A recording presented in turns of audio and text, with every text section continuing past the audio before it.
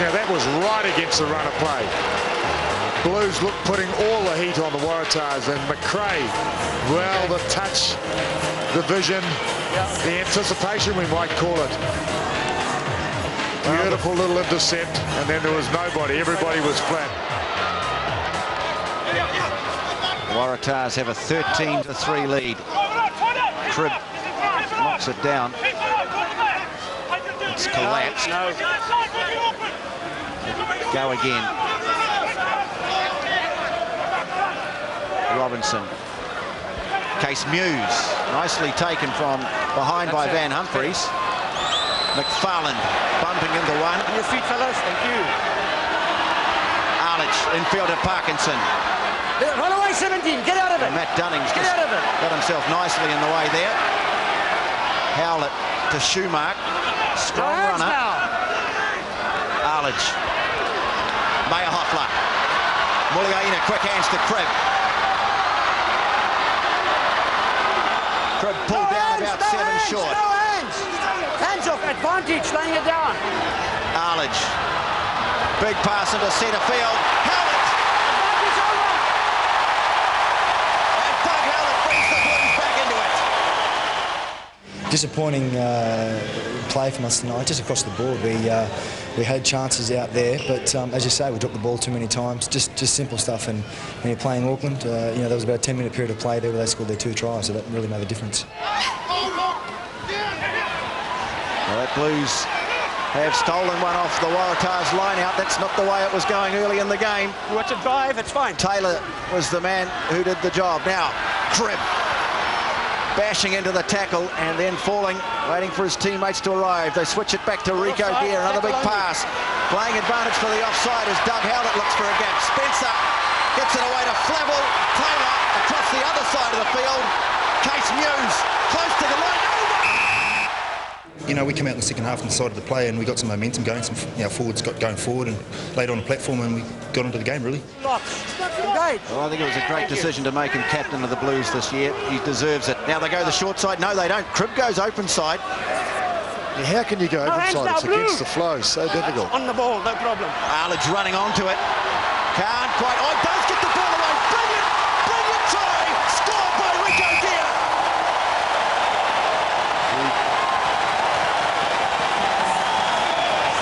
Well, 2 tries in as many minutes, and both of them beautifully finished.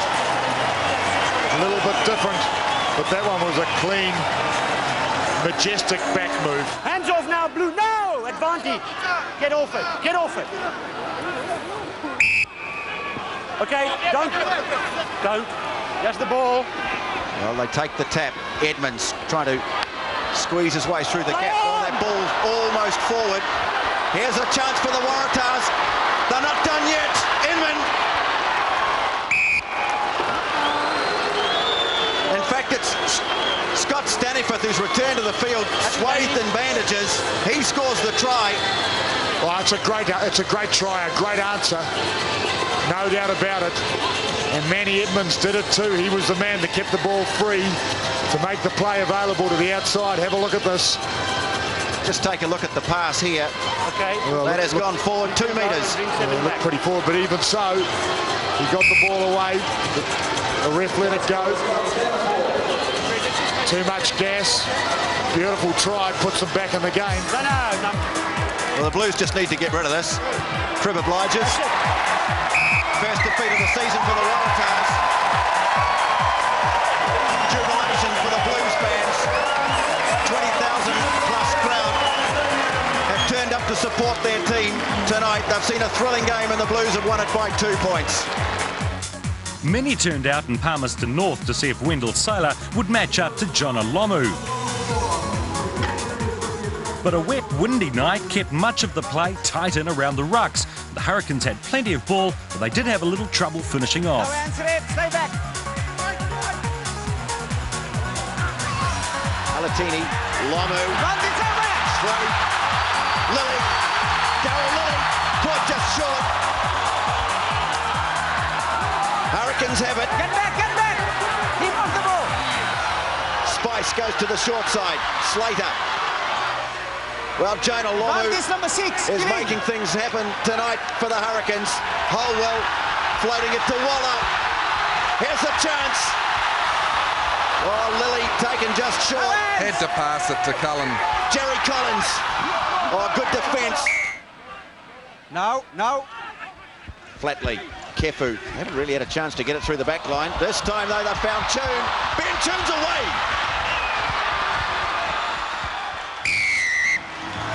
Great try by Ben Tune. First real chance they've had to attack through their back line, and this marvellous winger has scored the first try of the game. They get it to ground, and it's there for the Hurricanes. Holwell. Big pass out to Umaga. Oh, nicely out the back door. The kick ahead for Lomu. Back goes Latham. Oh, just managed to scramble it into touch. Oh, Tito's got up and he's nicked one off the Queensland throw. Stay back. So more pressure on the Reds. Hurricanes drive. They won't want to collapse this one, the Reds. No hands, let it go. Oh, there's Cobain again. Stay back. To the back line they go. Lomu trying to smash his way through. Spice reaches for it. Holwell slipping. He's done well just to get it back towards his forwards. Last feet. Spice. Cullen. Flat ball to Waller, loses it. Well, they're starting to butcher chances here. But the right bounce of the ball and things started to click for the Hurricanes. Now they try and bring it away out of the danger zone. It's not the greatest of kicks. Now Lomu's made a mess of it. Oh, he hasn't knocked it forward. Lomu. Kefu goes for the tackle. Soriano, can he get it down? Yes, that's a try. Well, if that wasn't a knock-on, I don't know.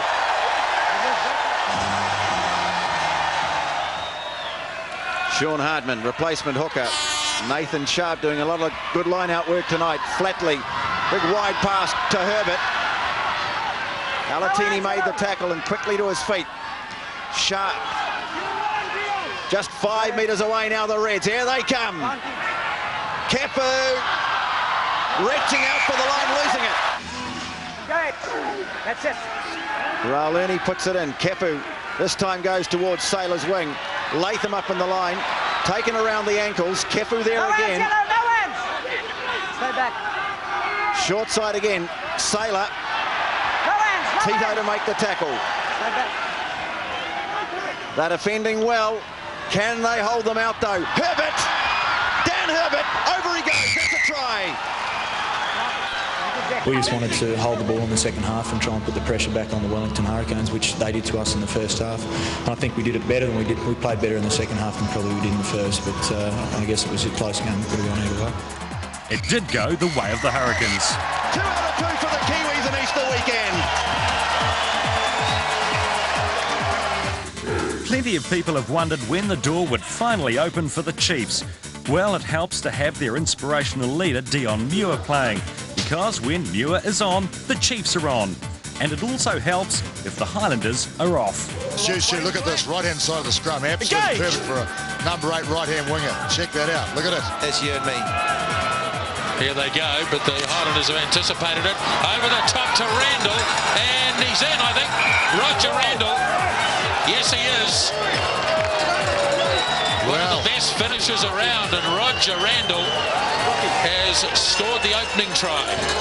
The guys haven't been playing too badly, you know, and I've been telling them all through the competition so far, we just need something to balance our way, and finally did for once. It's there for Kelleher. Now Steinmetz looking to put the foot down, but there's been no gaps there tonight for Paul Steinmetz, and it's going to come on the Chiefs side. Randall. Briggs cleverly away to Danny Lee. Into the gap goes little Danny Lee. Now Muir. Deacon Manu. He sets it. Highlanders a bit slow to get back in defence. They're slowly straggling back. And offside against Tuilevu, but there's still a chance here. And away goes John O'Gibbs, and they're not going to stop him. And here come the Highlanders.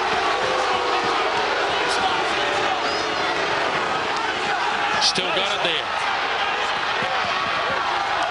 Now Kelleher for Tony Brown. So the Highlanders now driving, losing the ball though. Here goes Mark Ranby. No, it's Bruce Rayhana. Terrific stuff here from Rayhana. The chase is on, and he's got it. And what a try. What a super try, Bruce Rayhana. Now that was a magnificent solo effort. It then looked like a classic case of a Highlanders comeback against a Chiefs side fading away at the end. Carl Heyman. Mailamu. They're going up in ones and twos, the Highlanders. Oh, look at this. Steinmetz. Now, he's got the foot down. Can he make it? That's a brilliant try to Paul Steinmetz. And boy, we've seen some great tries here tonight. He was put through the hole. A lovely little pass. And then he just opened it up, took Rayhana on the outside, and he did it. What it was a case of was too little, too late.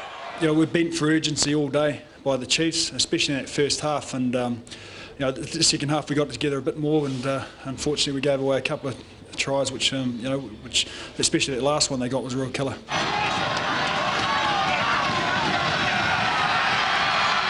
So all sorts of changes as we come down to the business end of the game. Brown allowed to run, intercept by Jackson. Now he needs to find a speedster. He's away from Wilson. Now the little kick. Here comes Randall, waiting for the bounce. It sits up for Lowen. Still looking for the speedsters. Now Holler, 2 metres short of the line. Now they get it wide. Bounces up for Ranby. He's not there either. Still alive. Offside against the Highlanders. Now they have another crack and they've scored. There's the bonus point. And who's under all this? Roger Randall. Roger Randall. They get it over the line here. They've still got a chance to salvage something. Nicholas! Just a throw of the dice. Chiefs concede the line out. Now they need to defend. It's been turned over. Now, can they kick it out? I think that might be enough. If he can, they do. And they all look at Steve Walsh. Big upset in Invercargill. And the Chiefs get the 5 points and take the victory by 29-24. Just look at the delight. Remember when the Brumbies and the Crusaders met in the 2000 Super 12 final. To go over there and succeed under those circumstances at the end of a long campaign was great. One of the things I remember most about the week was the confidence, the absolute confidence, not only in the Brumbies fans, but also the Brumbies players in the days leading up to the game. I guess we weren't the favourites. No, we were huge underdogs. There was a feeling amongst the Brumbies fans, at least, that it was just a matter of turning up. Although in our minds we genuinely believed that we could do it. Run, Crip, kick and chase! Brilliant! Absolutely outstanding! And the climate was pretty harsh and It was pretty cold. It was absolutely icy cold. The winds blow down off the snowy mountain, and a lot of snow on the snowy mountain, and you get the chill factor off that. It was unbelievably cold. Well, he's again missed it. Sterling Mortlock, I think if he'd had some of those kicks again, he'd never missed them. But on that night, I think he missed a couple and put a bit of doubt in his mind, and his erratic kicking obviously was a factor against the Brumbies winning. In short for Mortlock. Defence holds again. How much longer though? we made a massive amount of tackles and withstood a lot of pressure. The Brumbies had the ball for long, long periods of time, but they were just so frustrated in their efforts to crack the Crusaders' defence. I think at one stage they started off with a line out on their own 10-metre mark. It went through about 18 phases, and in the end they actually lost 5 or 6 metres. They kept crashing it up, recycling it, and in the end they actually lost ground. Penalty for the Crusaders. The fans in the crowd right through the game, they almost felt it was like their destiny that they were going to win the game. And boy, did they got a shock when Mertz kicked that final goal.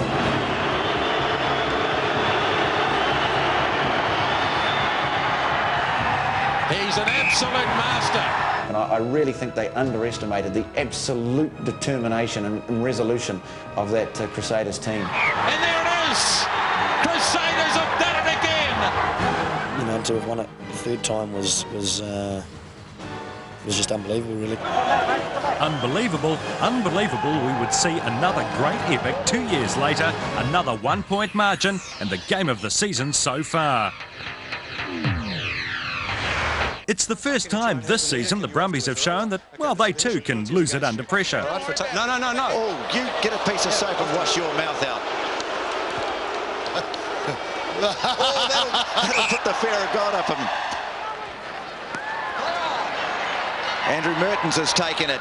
Leon McDonald had a look, saw the Brumbies had chased well, opted for the kick. Larkham waiting back for it on his own 10-metre mark. High in the air, hanging up in midfield, and Marshall takes it and takes it well. Last line, one. Feet plays halfback. Maxwell at first receiver, and driven back by Owen Finnegan. Interesting to see Maxwell try and go for the outside break. No. Major comes in close. Broomhall going hard into the tackle of Paul. Just get back. Aaron Major, Mertens outside him. They interchange a bit. That's been picked up by Mortlock, and he's away. Sterling Mortlock being chased by Marshall. He'll have the speed, and he's away. Canterbury mistake is punished, and the Brumbies score. Now, teams visiting Jade Stadium must wonder if Mertens could kick a goal all the way from Cathedral Square. Here, a good 45 metres out. Crowd behind the posts liked it, and up go the flags. Marshall on the short side gets it away to Ralph in a bit of space. Oh, Ben Darwin's done well, the big prop.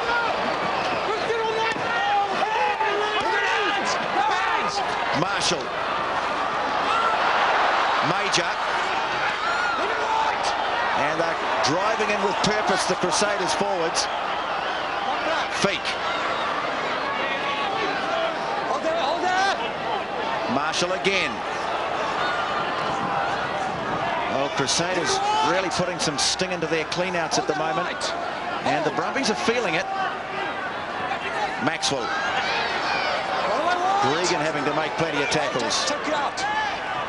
Mertens scooping up a low one. McDonald just getting on the outside of his man. Robinson. Infield it goes. Caleb Ralph scores.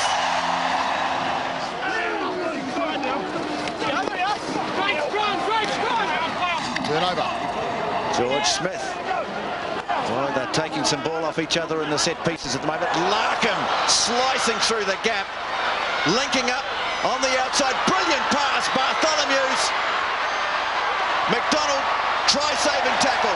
Another one by Caleb Ralph. They've still got it, the Brumbies. Gregan. Vickerman went in high. Stay back, stay back. Well, Crusaders have resettled. Now they go to the short side and Bartholomew's. McDonald's flying at him. Seven. Hold there. Hold there. Brumbies trying to get the lead back. Paul. Broomhall made the tackle. Gregan again, flipping it back in. We've seen that so many times. Gregan has a look. They don't want the penalty. Well, they get it now. Paul. It's a try. Marshall on the short side, putting the kick ahead and scooping it up again. That time the bounce went the Crusaders' way. Sam Broomhall barrels into Gregan. The rubber man bounces back, but now Norm Maxwell takes it up almost to halfway. Chris Jack. Mertens having another look himself. Marshall, I should say. What they're trying to do is drag in the Brumbies forwards. They're standing out wide. We'll saw some of the Crusaders forwards. One of them's Mark Hammett. Uses his strength to hold it up and plant the ball. Now Larkham's down, and he stayed down. Now getting to his feet. Quick hands from McCaw. Almost. Now they've got it away to Marshall. Marshall back in field to McDonald. Support in field for Joe Malik scores. Now they go back the other way. Mertens with a droppy. The crowd like it. A 12-point margin, 10 minutes to go. The Crusaders on fire. There was no way the Brumbies could come back from this, could they? Crusaders on the drive. McCaw coming more and more into the game. Play on, ball out. He's playing advantage here. because the ball was lost by the Crusaders. And real problems here for the Crusaders out wide. Here's a try. It's Atkinson. And this blows the game wide open again. Pusey wins the line out. Graham Bond. Haven't seen much of him in this game, but he could play a big part yet. Gregan brings it out. Freer. Solid tackling by Nathan Major. They're going right. Gregan. Larkham trying to go through Larkham. All the way. Over. What a brilliant try. This could win it for the Brumbies. Oh, what a kick.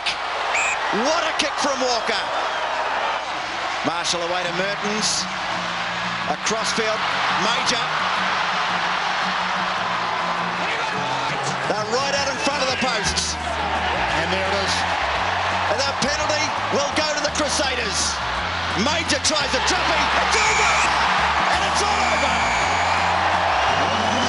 Thrilling win for the Crusaders. So a great weekend for the New Zealand sides. The Crusaders beating the Brumbies, the Blues over the Waratahs, and the Hurricanes downing the Reds. And great for the Chiefs as well, getting their first win of the season. What must the South African sides be thinking? Well, they had all Easter off to wonder. But interestingly, no real change to the table. The Brumbies and the Waratahs still on top. The Highlanders have lost 2 games but stay up due to their bonus points over the Crusaders, who are now the only team not to have lost a game this season. The only thing keeping them back and forth is a lack of bonus points.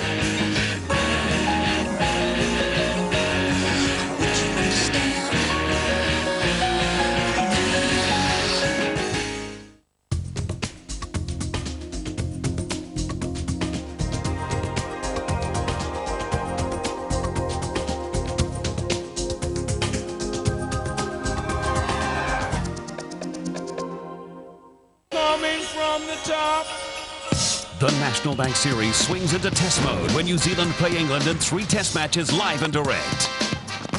The Rebel Sports Summer of Cricket presents day 4 of the 3rd test, tomorrow on Sky Sport 2. Good.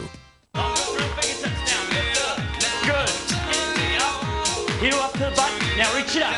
Pull. Nice and wide. Good. We're going to change. Hey, how you doing? Good. Keep it up. 4, 3, 2. Oh, doing good. You ready?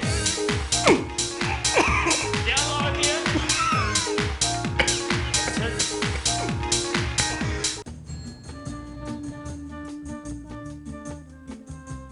Aren't you Earl Hageman? You run this place, don't you? In fact, you operate all the Scenic Circle hotels. I stay at them whenever I can. You guys really make people feel comfortable. After a big game, mate, that's important. Hey, you couldn't sign this for me, could you? Me? Sign your ball? Well, not for me. It's, for my nephew.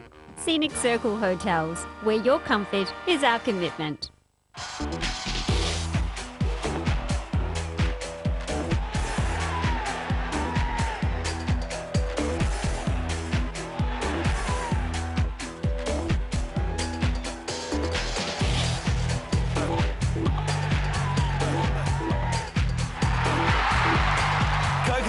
ticket you need for all the Super 12 action. Drink Coke, send your label to More FM, and you and your mates could be flown VIP to the grand final.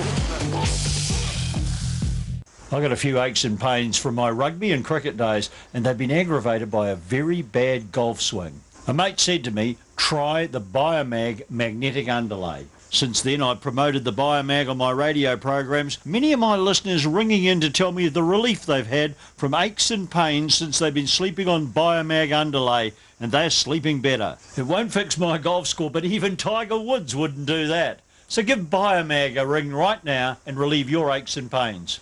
I must think I have something to say, and I can't say it in painting because I cannot paint and I cannot draw, and I don't write. What I think I can do, though, is put an image together. I can make pictures.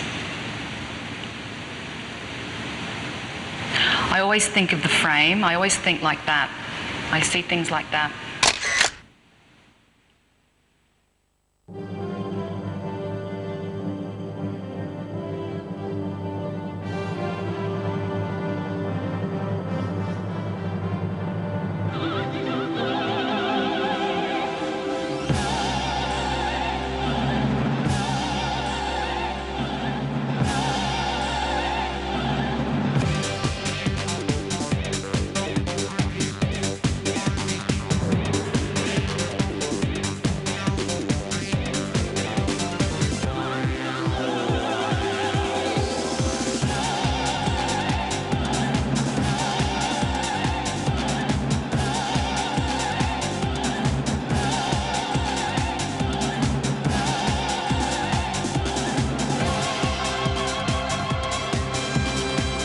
The 2002 FIFA World Cup.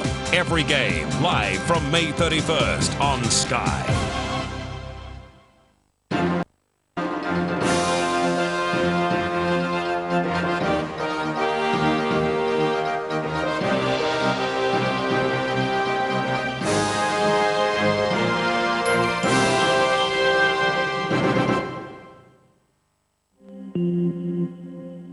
On Sport is proudly brought to you by Air New Zealand.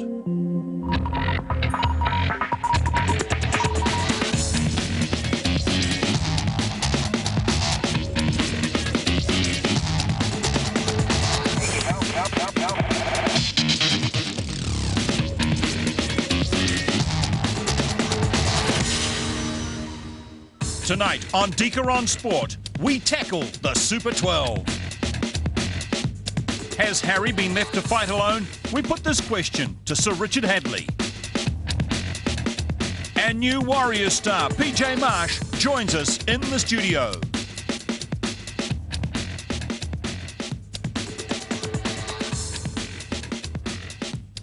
Yes, welcome. What a wonderful weekend of sport. We've seen some top rugby. We'll be talking in the studio in a moment or two with Sir Richard Hadley. PJ Marsh will join us later in the program. Not such a wonderful time for the Warriors today. They were well and truly done by the Knights. But PJ Marsh has survived and he'll join us for the final segment of the program. First up, though, it's rugby. And in our Auckland studio, we're joined by Blackfern's Mel Robinson.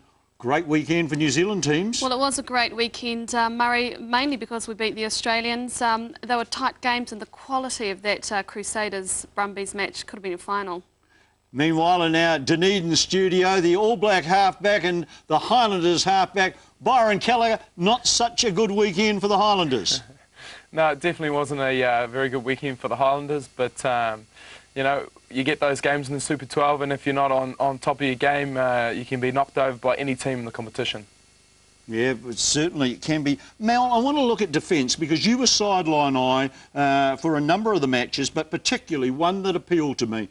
The Hurricanes' defence appears to have improved. It has improved. You know, simply they missed less tackles. Their fanning defence system is working quite well. And, you know, key players such as Tana Umaga, Peter Alatini, they're making big offensive, defensive hits. This one here, you can see Peter Alatini take his tackle. That was man on man, and Tana Umaga came across. This is just an outright flat-footed drive back by Matua Parkinson, who had a great all-round defensive game, and that's why he was played for the Blues and Justin Collins was taken off, because he makes more tackles than Justin Collins. Byron, when we look at the modern game, has defence become more important? Definitely has. I mean, the way the game's developing at the moment, you just have to be on song with your D. If not, you'll be exposed and let in tries. And I mean, games are won with defence these days. Yeah, I guess they are. Mel, you're wearing the number 6 jersey for the Black Ferns, and when you consider that, that's a key defensive position. What's your role? Well, there's a number of different roles in a rugby game. You know, they talk about the fan defence. That's pretty much an open play, but then you talk about the drift or one-off defence from set play as well. It's quite complex, and it's all really about communication and defence. And even when the ball is moved across, the players on the inside still have to stay on their men to make the tackles. Byron, the role of halfback and his role in defence. You love tackling, you love getting stuck into George Gregan in particular, and we love seeing that happen. But what's your overall role in defence? Just from a halfback's perspective, it's just about organisation, just making sure that players are in the right position and keeping an eye on the ball. So it gets quite complicated at stages during the phases of the game, but communication is the biggest thing on defence. Well, we saw some marvellous stuff at the weekend, some of that real tough old South Island forward drive. Have a look at these hard yards.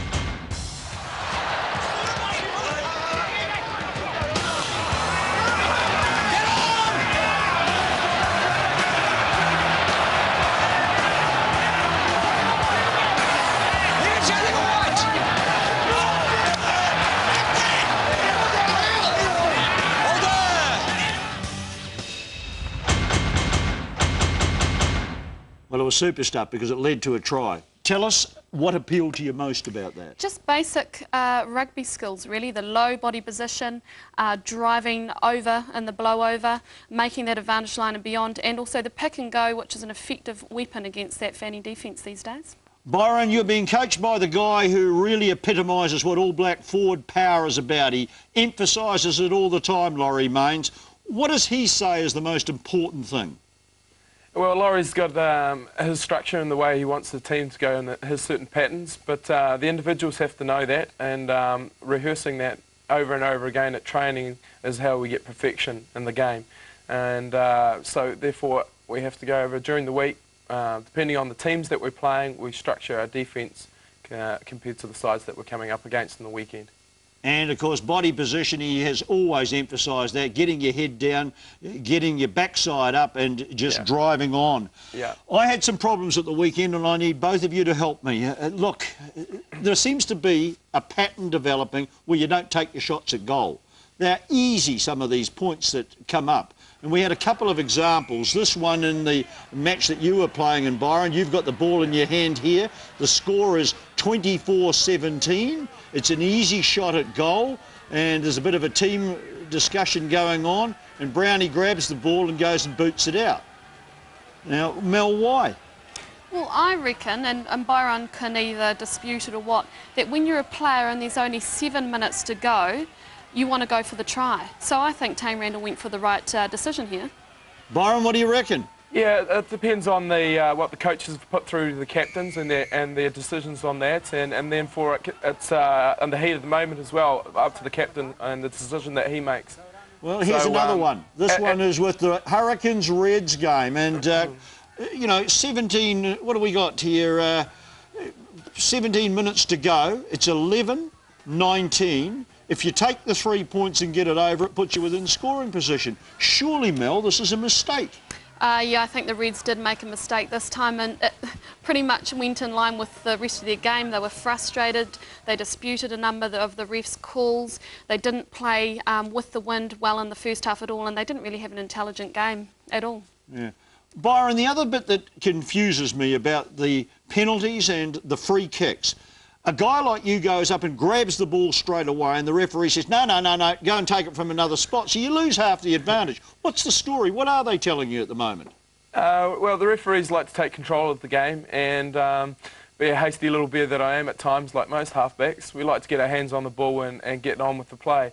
but it depends on the individual referee that's ruling the game, and they have their certain spots where they would like the penalty tap taken from.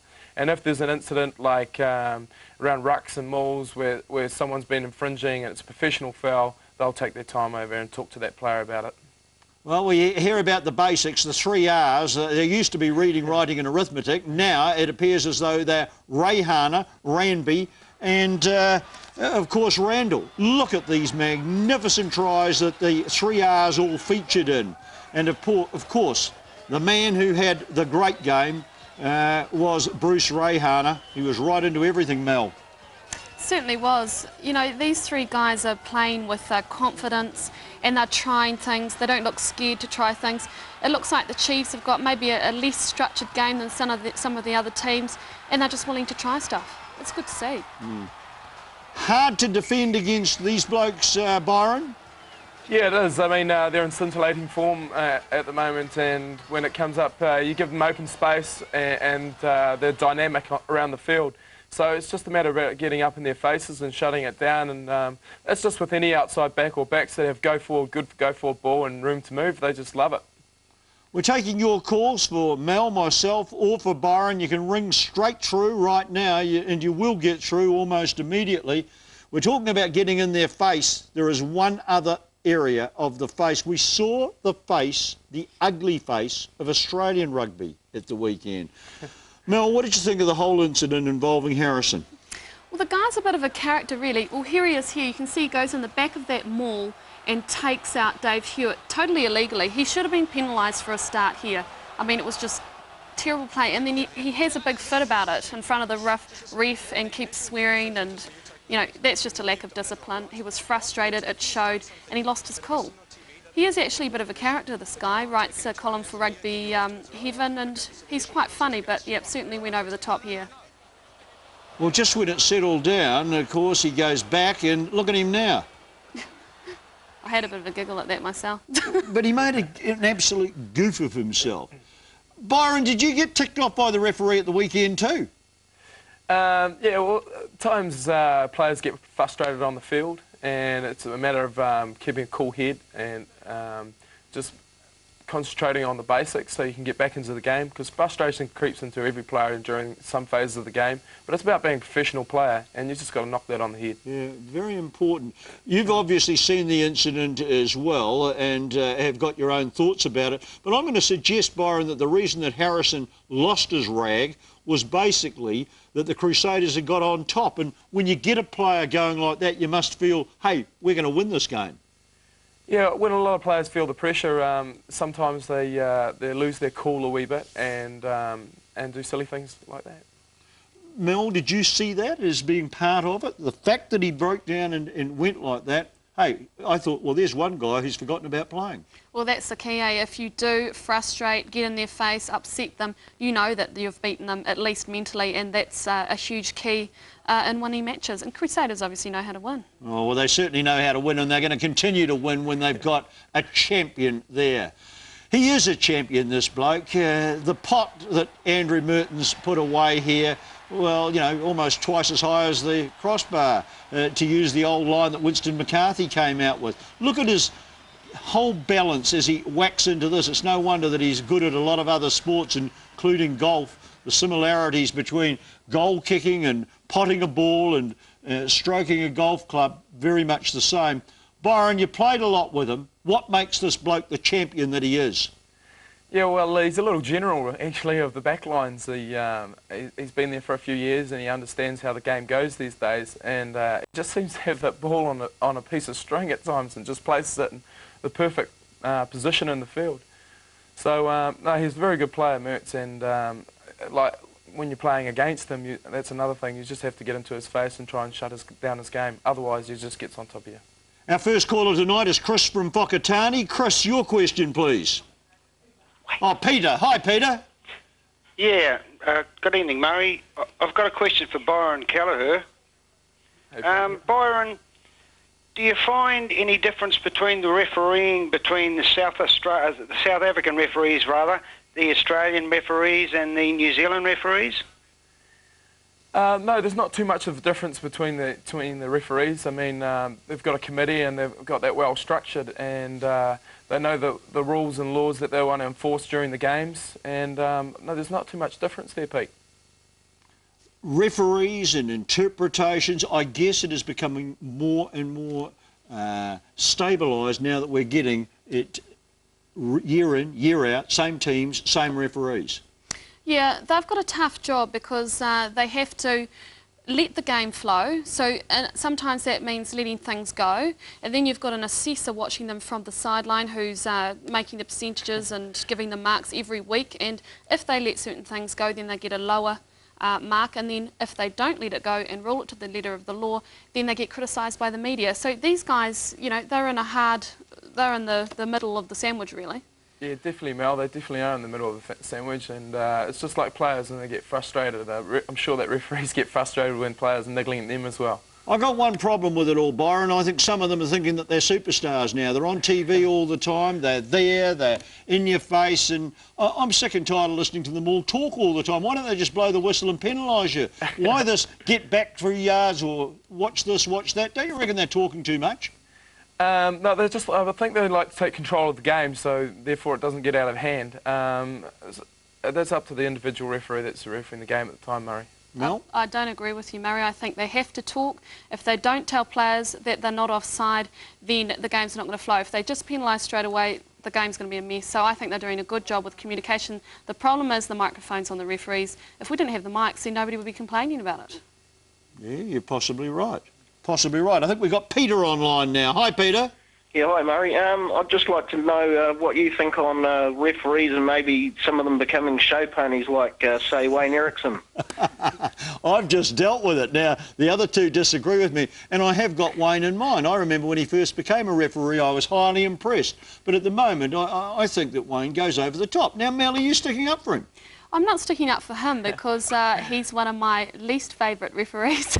Right. But, you know, why the focus on the referees? Talk about the game. Yeah, but you can't if they're dominating it. Yep, some of them do dominate, and Ericsson has been guilty of it in the past. But I think the game that he refed with the Hurricanes versus the Cats, he actually stepped back from that game, changed his style a bit, and maybe that was in response to the media criticism. I'm not sure, but I thought he had a better game that time. Byron, who's your favourite referee? Oh, that's a tough question, actually. I don't really have a favourite referee. I think that they all referee the games pretty continuously, and they're good referees. Nicola, your question, please. Yeah, hi, Murray. I've only got one problem with the New Zealand rugby teams at the moment. Why they don't contest their line-outs? Mel, why aren't our teams contesting the line-out? They do contest, however, they pick and choose where on a field that they're going to contest. I guess the theory of thought is if the attacking team is close to the try line, then you want to drive them out over the sideline, and they don't really contest right down at the end. I don't know why. It depends on the captain and how strong their line-out is, how badly the opposition line-out's going as well, and where they think they'll throw it to. Byron, what is the Highlanders policy? Are you contesting all the time, or is it only at certain positions on the field? No, really, it's only in certain positions on the field. But once again, it comes down to the team that we're playing against. So it's all worked out before. Does Laurie actually go through the various parts of the ground where he suggests that it's going to happen? And does the call then become Taines on the day? No, it comes up to the players within the forward pack. We have players that critique their games, all the other games that we're coming up against, the teams that we're coming up against, and therefore we have a structure for line-outs depending on the individual team. So who calls that then? Who decides whether you're just going to defend by standing there and taking the line against them, or you're going to jump? Who makes that decision? Well, we have our captain in our team, and fortunate enough he's in the forward pack, and also Simon Malling is another big influence in our team. Because, Nicola, one of the points that we need to make to you is that, of course, if you jump and you happen to miss it, it makes gaps, and that's why we've got this situation where at certain positions on the ground the forwards are staying with their feet firmly on the deck and they're facing the opposition. Otherwise, if they go up, it does leave a gap on either side. In the old days, you'd be able to get in there and block in close on the jumper. But now, Mel, the way I understand it is, because of the lifting, it isn't so much a block there. Well, that's right. What happens if you contest, both of you, two of your jumpers contest, they contest, get the ball and drive, it means they've got less of a wall to drive against. And it means if they're close to the line, they can get a really good drive on and perhaps go over for a try. George, your question, please. Oh, thanks, Murray. This is for Byron, really, and I just get so frustrated watching games where the front rows are collapsing. We spend too much time watching scrums collapse, and particularly when the ball has gone beyond the second row, and in some cases is under the feet of the number 8 or even out, and the referee blows it up and says, let's set it again.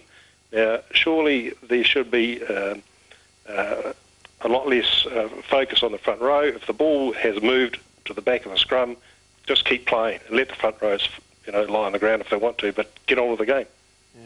The things with that, George, is that sometimes you've got to watch out for safety within the front row, because there's a lot of pressure going on in there, and if one of those guys have got an injury or something like that, and we keep on going and players keep on pushing, well, therefore we can really risk that injury.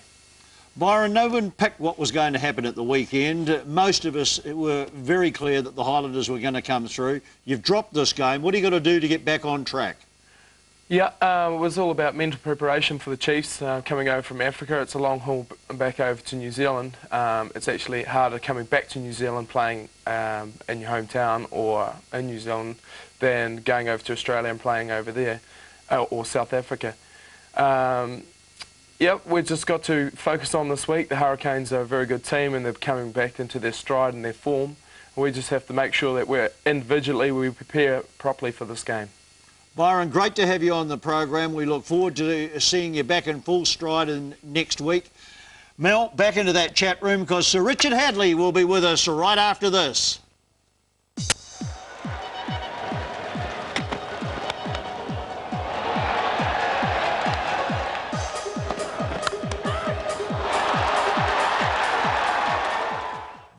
Deeker on Sport is brought to you by Regency Duty Free, the Bank of New Zealand, and Holden.